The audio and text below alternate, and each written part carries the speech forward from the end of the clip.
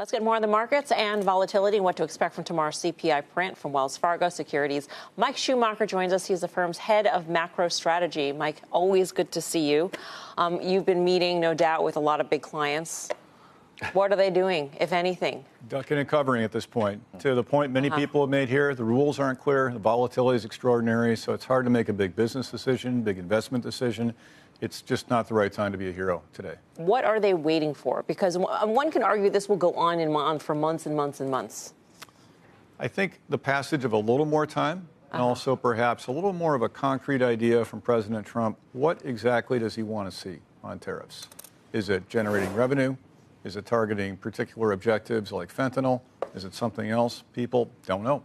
Maybe we get some of that in a few minutes today, perhaps. But I think a little more clarity from him will go a long way to boosting confidence. In terms of the CPI print, it's going to be an interesting print because not a lot was in effect for the month of February. At the same, what do markets want to see out of that number? I mean, I feel like you can make a case for a hotter number or a cooler number. They want something low. So you think about the last 6 CPIs, Melissa, 5 are bad, and the last one was just awful. So right now, the Fed's in the penalty box. Fed can't do anything. So if the S&P is down 5% tomorrow, is the Fed more likely to come in? Probably not much. So I suspect people will be a lot more comfortable if that number were just a little bit weaker.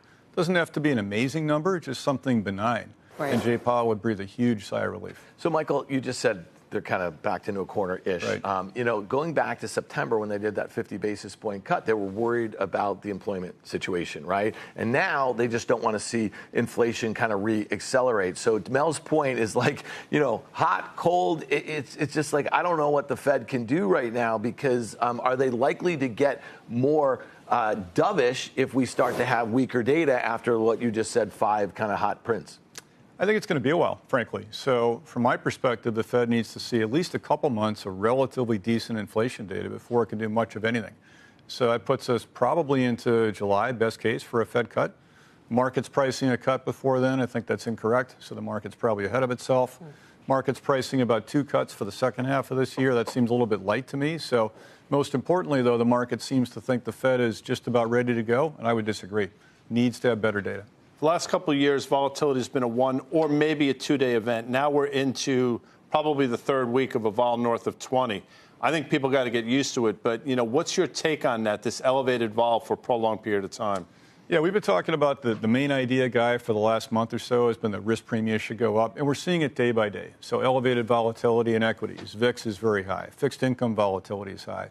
FX volatility is struggling but rising a little bit. Corporate spreads are out. Equities, we don't have to talk about those. We know what the story is. So I suspect this does continue for a while as people come to grips with the idea that, hey, maybe it actually is a sustained trade war. We haven't seen one of those in a long time. Usually don't go so well. And that's going to drive equities to a pretty dizzying state, I think, in terms of up and down. And the same thing for bonds. Lots of vol.